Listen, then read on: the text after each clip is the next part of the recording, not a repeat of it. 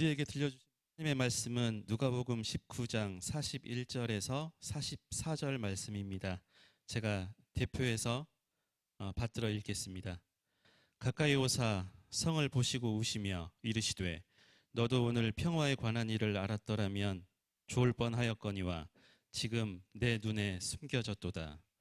날이 이를지라 내 원수들이 토둔을 쌓고 너를 둘러 사면으로 가두고 또 너와 및 그 가운데 있는 내 자식들을 땅에 메어 치며 돌 하나도 돌 위에 남기지 아니하리니 이는 내가 보살핌을 받는 날을 알지 못함을 인함이니라 하시니라. 아멘. 우리 사랑하는 성도님들과 함께 5년 반 만에 또 이 자리에 만나게 돼서 정말 진심으로 기쁨을 줄 수가 없습니다. 저희 가정은 2016년 2월에 이스라엘 예루살렘으로 기독교 대한 선결교회 교단 선교사로 파송을 받아서 작년 8월 21일 날 정확하게 5년 반 만에 이제 한국에 되었습니다.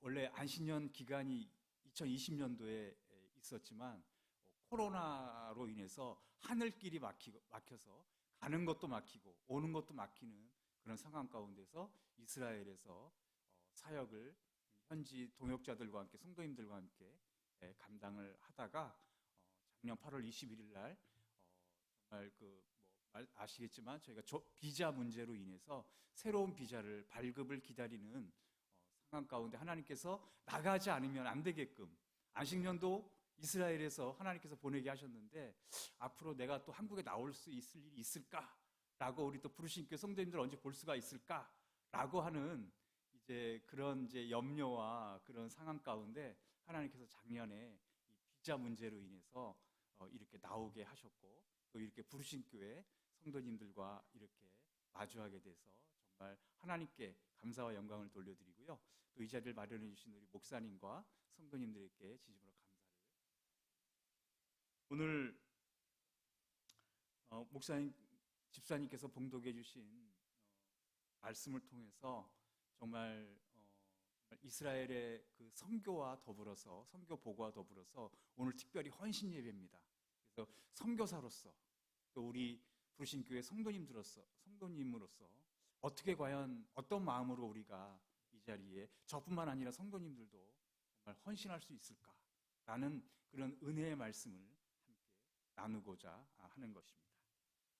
여러분, 오늘 예수님께서 41절에 보니까 가까이 오사 성을 보시고, 여기서 말하는 성은 예루살렘 이제 성이겠죠. 성을 보시며 우셨다 그랬습니다. 여러분, 예루살렘 혹시 오신 분 이제 계신지 모르겠지만 예루살렘 성 바깥에 보면은 감람산이라는 곳이 있습니다. 예수님께서 성을 보시며 오신 곳이 바로 그 감람산인데요. 감람산에서 예수님께서 예루살렘 성읍을 바라보시면서 우셨다 그랬습니다. 한마디로 눈물을 흘리셨다라고 말씀을 하고 있습니다. 그런데 특이하게도요, 예수님은 공생의 사복음서를 통틀어 봤을 때 예수님이 눈물을 보이신 것은 딱 2번 있습니다. 여러분 좀 희한하죠? 그 중에 한 번이 오늘 함께 읽어주신 19장 41절의 예수님의 눈물의 모습이고요. 또 한 번이 딱 나오는데 그것은 요한복음 11장 35절에 예수님이 또 한 번 눈물을 흘리시는 모습이 나옵니다. 요한복음 11장 35절의 배경은 여러분 잘 아시는 누구죠? 나사로, 마르다와 마리아의 오라버니가 죽었을 때 그 무덤 앞에서 예수님이 정말 사랑하는, 어떻게 보면 친구, 사랑하는 자매들의 그 오라버니의 죽음 앞에서 예수님께서는 눈물을 흘리셨다고 하는 사실. 여러분, 이 눈물을 우리가 흘릴 때요, 어떤 눈물들이 있습니까? 어떤 눈물의 종류가 있습니까? 정말 사랑하는 사람에 대한 그런 슬픔에 대한 눈물이 있겠죠? 그리고 또 어떤 우리가 기쁠 때 그런 기쁨의 눈물을 또 흘릴 때가 있습니다. 그리고 또 3번째 어떤 눈물이 있습니까? 우리의 애통함에 나오는 눈물이 있습니다. 그 애통함이라는 것은 어떤 애통함입니까? 상대방이 나를 알아주지 못하고 정말 어찌할 바 말로 표현할 수 없을 때 나오는 그런 애통의 눈물이 여러분 있습니다. 그렇다면 오늘 예수님께서 오늘 흘리시고 있는 41절의 눈물의 의미와 눈물의 종류는 어떤 눈물일까요? 바로 사랑하는 이스라엘 유대인들을 향한 그런 애통함과 정말 가눌 길 없는 그런 슬픔의 눈물이 바로 오늘 41절의 예수님의 눈물이었다고 하는 사실입니다. 그렇다면 예수님은 왜 이런 슬픔과 애통함의 눈물을 흘리실 수밖에 없었는가 하는 것입니다. 여러분, 그때 당시 예수님이 계셨을 때 유대인들과 유대 지도자들이 예수님의 행했던 오해와 핍박이 어떤 결과로까지 나왔습니까? 골고다의 언덕, 예수님을 십자가에 못 박히게 하는 그러한 사건까지 이르게 되었습니다. 여러분, 유대 지도자들과 유대인들은 예수님에게서 바란 게 무엇이죠? 정치적인 메시아, 정치적인 구원자로서 자신들을 로마의 압제에서 어떻게 우리 일제시대로 말하자면 일제의 압제에서 자신들을 독립시켜주고 자신들의 왕국을 세워줄 수 있는 그런 정치적인 메시아로 예수님은 유대 지도자들과 유대인들은 오해를 했다는 것이죠. 그런데 자기의 뜻대로 되지를 않으니까 결국은 자기의 뜻에 반하다 보니까 결국은 필요가 없다 생각하고 말도 안 되는 죄명을 예수님께서 뒤집어 씌워서 예수님을 십자가에 못 박히게 하고 처형까지 시키는 우를 범하고 말았다고 하는 것입니다. 그렇다면 예수님의 이 땅에 오신 목적, 이 땅에 왜 우리 가운데 유대인의 모습으로 이스라엘 베들레헴에서 예수님은 왜 태어나셨습니까? 여러분, 그 목적을 요한복음 3장 16절에서는 한마디로 오늘 우리에게 말씀해 주고 있죠. 하나님께서 왜 이 땅에 예수님을 보내셨는가?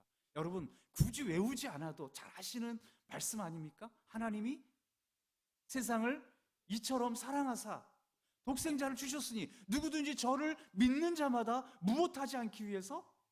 멸망치 않고 무엇을 우리에게 주시기 하기 위해서요? 영원한 생명을 얻기 위해서 예수님께서는 인간의 몸으로 독생자의 아들 그 예수 그리스도를 아끼지 아니하시고 우리 가운데 보내셨습니다. 그런데 예수님은 그것을 알기 위해서, 그것을 보여주시기 위해서 죽은 자도 살리시고 병자도 고치시고 그들이 배고파할 때 많은 것을 먹여주셨습니다.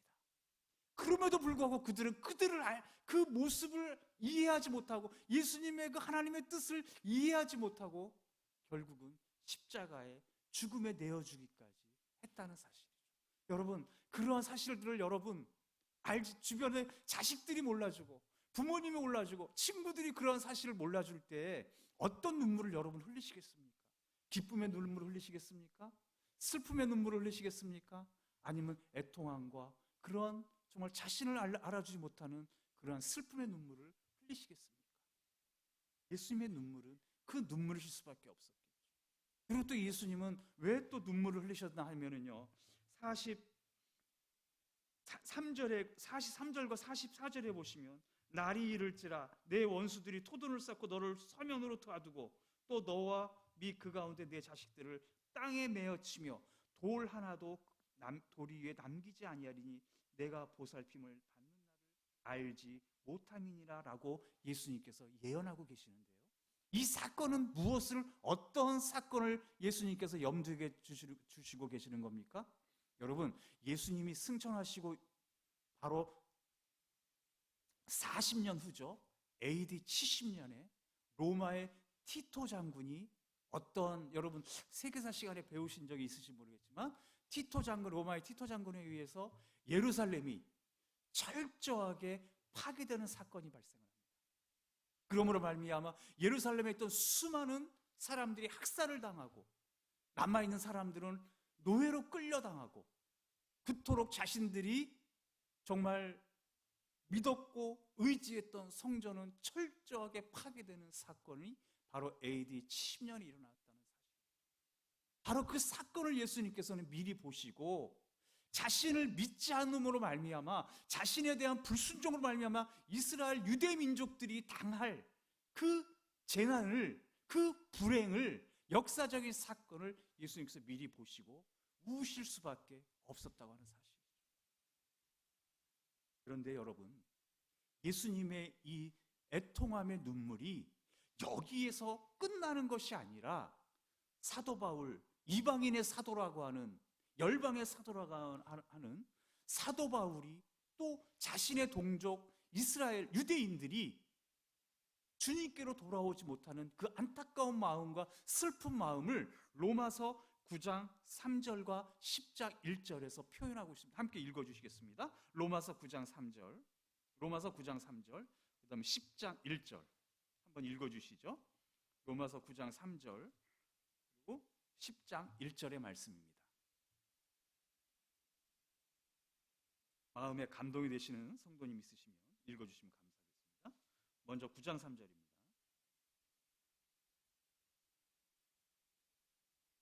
네, 같이 읽어주셔도 됩니다.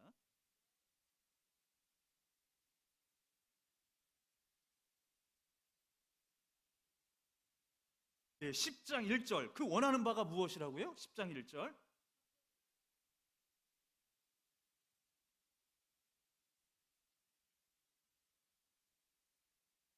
아멘. 결국 예수님이 눈물을 흘리실 수밖에 없었고요. 사도 바울이 여러분 9장 3절에도 내가 저주를 받아 누구를 위해? 나의 형제고 교류의 친척을 위하여 저주를 받고 끊어질지라도 10장 1절에서 사도 바울이 원하는 건 뭐라고요? 자신의 동족 유대인들이 누구에게로 돌아오는 것? 예수님께로 돌아오고자 하는 그 마음, 그 애통하는 마음, 그 슬픔의 눈물이 여러분 오늘 우리가 헌신 예배를 맞이해서 정말 선교사로서뿐만 아니라 이스라엘 선교사로뿐만 아니라 우리 부르신 교회 성도님들이 이 헌신 예배를 맞이해서 정말 우리가 헌신을 다시 한번 다짐해야 될 것은 무엇이냐면은 바로 예수님의 마음과 사도 바울의 이 마음이라고 하는 것이죠. 예수님과 사도 바울이 정말 원했던 것은 무엇이라고요? 이스라엘 유대 민족들이 자신의 동족 유대인들이 주님께로 돌아오지 못하는 그 슬픔과 애통의 마음을 여러분 저뿐만 아니라 우리 사랑하는 부르신 교회 성도님들 갖고 계시느냐는 것이죠.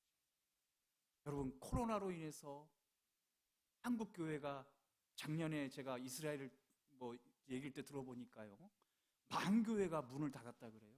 코로나로 인해서. 그리고 교회 예배를 드리려고 하면 공무원들이 와서 단속을 하고 예배를 제지를 시키고 여러 가지 많은 일들이 정말 한국 교회에 정말 어마무시할 정도로 많은 일들이 있었다고 합니다. 그러면 저는 이스라엘 선교사로서 2016년도 2월에 파송받을 때 하나님께서 정말 이스라엘 내가 파송받아야 할 유대인들을 향해서 내가 어떻게 해야 될까? 하나님께서 주신 마음은 말씀과 전도에 전념해라라고 저에게 말씀을 주셨어요. 그래서 예수님의 마음과 사도 바울의 마음을 가지고 제가 파송을 받고 우리 교회 성도님들과 제가 속해 있는 교회 이름은 광야 소리의 교회입니다. 그래서 우리 성도님들은요, 옛날 구소련권 아시죠? 지금은 우크라이나, 러시아, 벨라루스, 우즈베키스탄, 카자흐스탄, 키르기스탄 다 이렇게 나눠져 있지 않습니까? 다 거기서 오신 유대인 성도님들입니다. 근데 우리의 교회 성도님들은요, 연세들이 거의 60, 70 이상들이에요. 그래서 고국, 자신이 태어났고 살아왔던 그 모든 고국을 뒤로하고 자신의 민족, 자신의 어떤 고향인 이스라엘로 다 돌아오신 분들이에요. 다 가족과 친척을 놔두고. 그러다 보니까 굉장히 재정적으로 모든 것이 열악합니다. 그래서 이스라엘 정부에서 마련해준 공동 숙소에서 함께 지내시면서 나라의 보조금을 받으시면서 우리게 다 이렇게 신앙생활을 하시는 분들인데 20명이 저희 교회는 채 되지를 않습니다. 그리고요, 이스라엘은 공식적으로 교회 건축이 허락이 되지 않기 때문에 옛날 지어진 교회에서 하루에 3번, 4번의 예배를 임대해서 드리고 있습니다. 그래서 저희는 샤bat 때 저녁에 예배를 드리는데요. 그래서 그 성도님들과 저희들의 마음은 다른 것이 아니에요. 그래서 우리 성도님들이 가지는 마음은 예수님과 사도 바울의 마음처럼 자신의 동족 유대인들이 예수님께로 돌아오지 못하는 그 안타까운 마음을 가지고 우리 성도님들은 월요일, 수요일, 금요일, 샤bat 이렇게 함께 저희들이 월요일은 유대인의 거주 지역의 현장으로, 수요일은 아랍인들이 거주하는 지역의 현장으로, 금요일 날에는 이스라엘의 경제 수도 텔아비브로 외국인 노동자들이 우리 한국에도 많이 들어와 있죠. 이스라엘에도 아프리카, 또 중동, 동남아, 중국에서 와 있는 수많은 외국인 노동자들이 있습니다.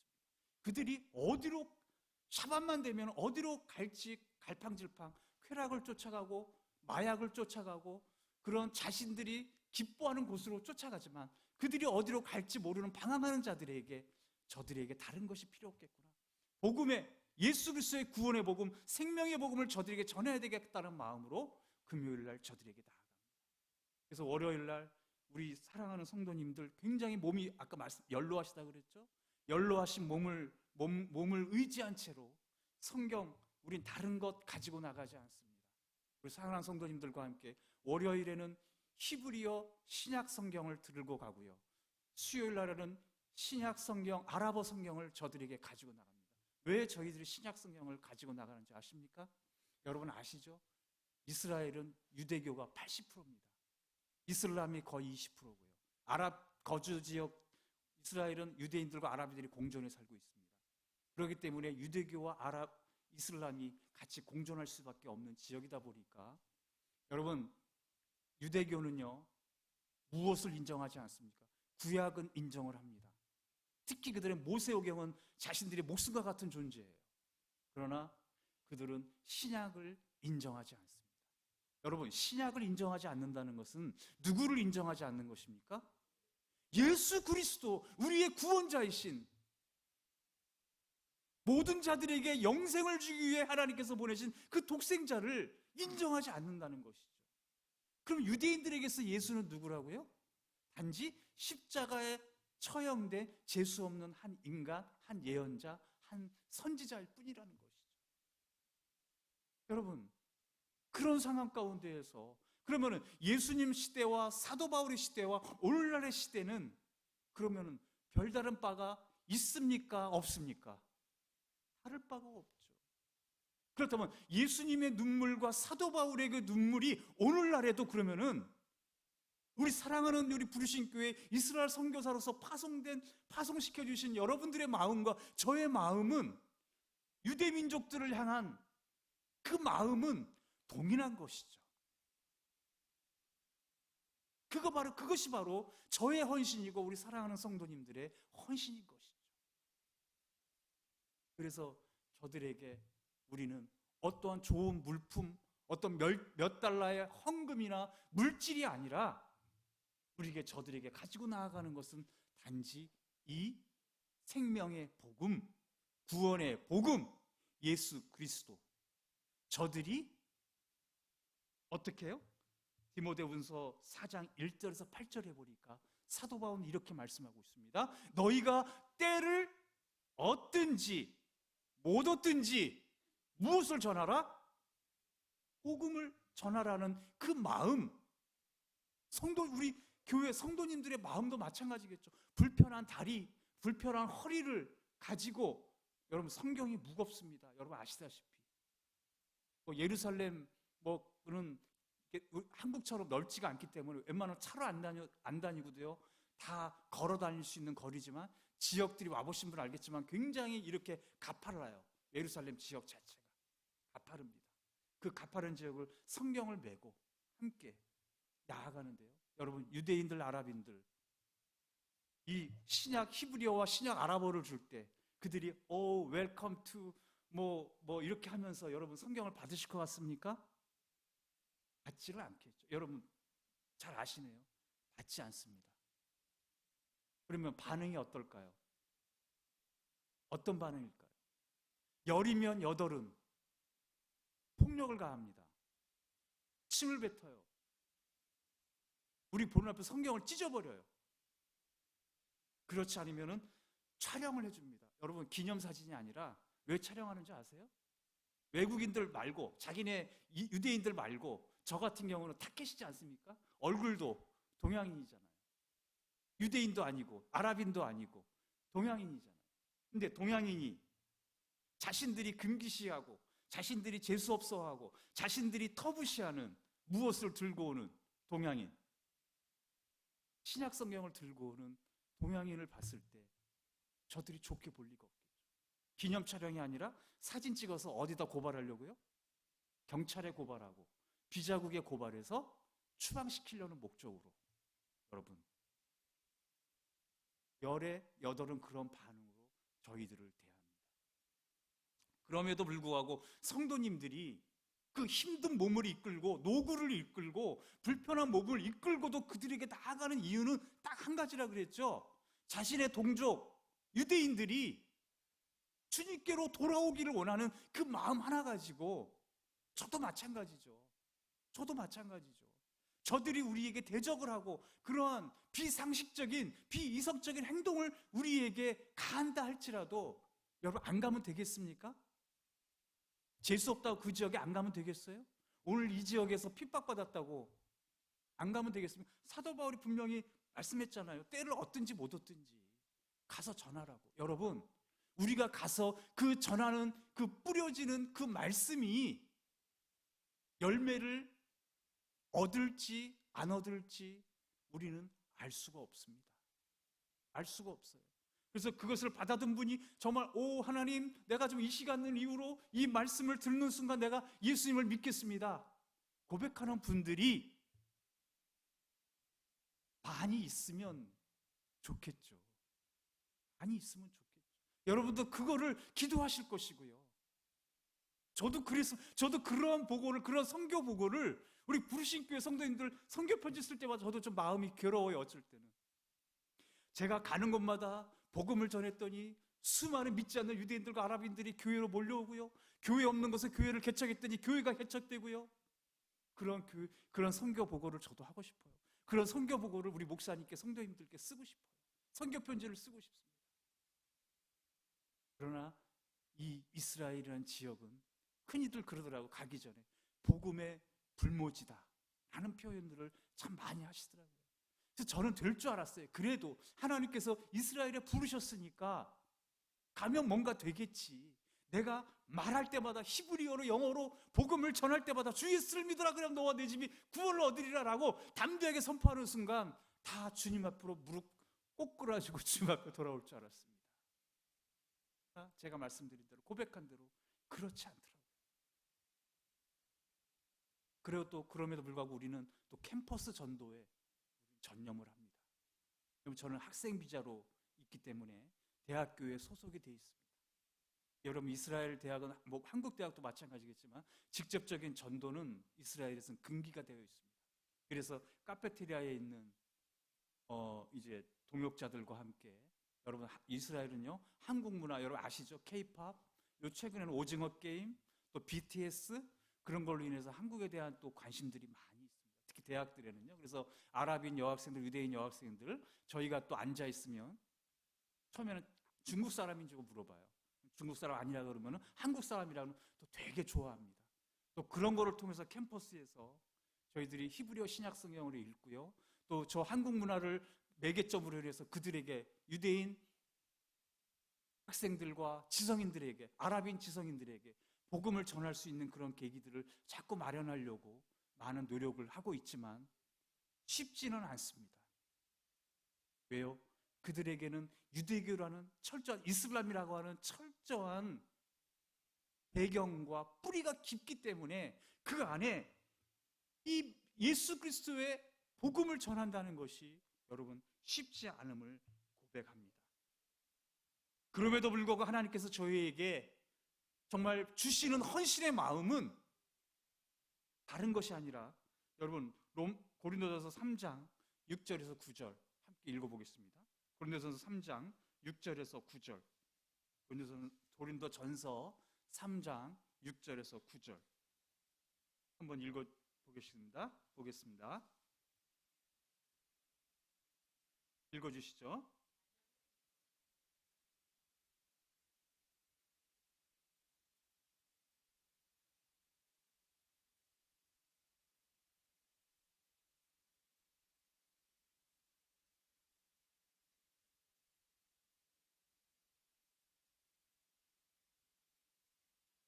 아멘. 그럼 저는 어떻게 보면 어떤 역할을 하는 겁니까? 이스라엘에서 물을 주고 우리 사랑하는 성도님들은 뭘 하는 거예요? 씨를 뿌려주시는 거죠. 기도의 씨앗, 이런 눈물의 씨앗, 이런 성경금을 통한 그런 씨앗들을 저희에게 보내주시면 저와 소연이 선교사와 우리 자녀들은 무엇을 뿌리는 겁니까? 복음의 물과 복음의 씨앗들을 이스라엘에 뿌리는 것이고, 우리 교회 성도님들도 제가 말씀드렸듯이 월요일 날, 수요일 날, 금요일 날 그 뿌려진 그것들이 당장 그것으로 인해서 성령의 감동으로 바로 열매 맺고 주님께로 돌아오는 역사가 있으면 감사하겠지만, 그런 기대를 하기에는 이스라엘이나 중동 지역은 말씀드린 굉장히 척박하고 어렵습니다. 그래서 제가 떠날 때쯤에, 은퇴할 때쯤에 그 사람들이 돌아올지 저는 알 수가 없어요.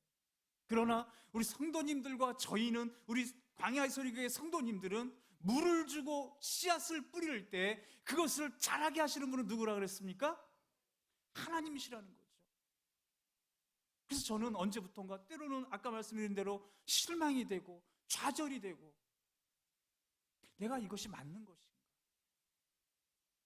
이렇게 시간을 맞춰 가서 저들을 위해서 나름 헌신한다고 가서 이 성경을 나눠주고, 또 우리를 환영하는 곳이 있으면 들어가서 기도해주고 복음을 전하지만, 그들의 마음에 뿌리 박혀 있는 유대교와 이슬람의 그것을 쉽게 뿌리 뽑아낼 수는 없다 할지라도, 어떻게 내 앞에서 좀 그런 반응들이 있으면 좋겠는데, 그런 것이 없을 때 마음이 실망되고 좌절될 때, 고린도전서 방금 읽어주신 3장 6절에서 9절의 말씀, 모든 것을 잘하게 하시는 분 우리 하나님에게 있음을 우리가 다시 한번 고백하며 나아갔기에 바로 이 자리에 여러분 앞에 설 수 있었던 것입니다. 그래서 시편 126편 5절에 시편 기자는 이렇게 말씀합니다.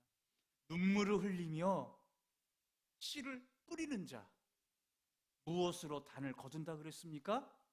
기쁨으로 단을 거두는 날이 올 줄로 믿습니다. 여러분들의 정말 오늘 죽어보니까 저를 위해서, 이 부족한 저뿐만 아니라 이 선교지들을 위해서 우리 사랑하는 성도님들 눈물의 기도를 해주시는 줄로 압니다. 눈물의 선교 헌금, 여러분 한국에 와보니까요, 코로나로 인해서 사업하시는 성도님들 너무나도 어려운 분 정말 많으시더라고요.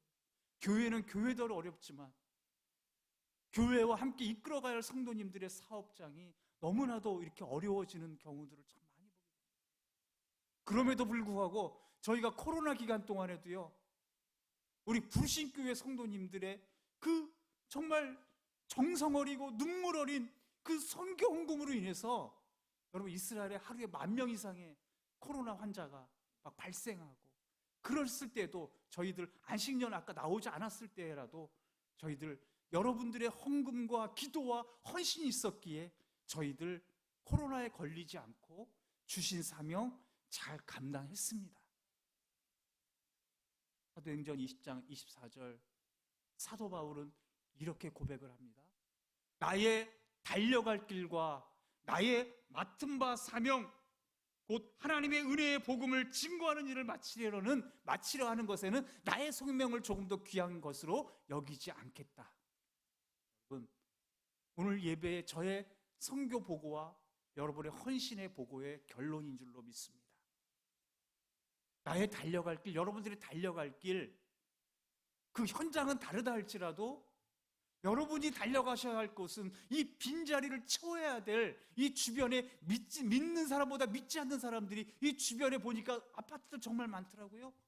이 주변의 아파트에 믿지 않는 영혼들, 그 영혼들에게 복음의 씨앗을 뿌리고 눈물의 그 씨앗들을 뿌리고 물을 주는 역할 여러분이 하셔야 되고요. 이스라엘에 제가 다시 파송되어서 제가 가서 해야 될 일은 그 복음의 씨앗들과 복음의 그 눈물들을, 그 물들을 다시 한번 주는 역할을 우리가 감당하는 일에는 나의 생명조차, 여러분의 생명조차 조금도 귀한 것으로 여기지 아니하고 나아가야 될 줄로 믿습니다. 기도하겠습니다.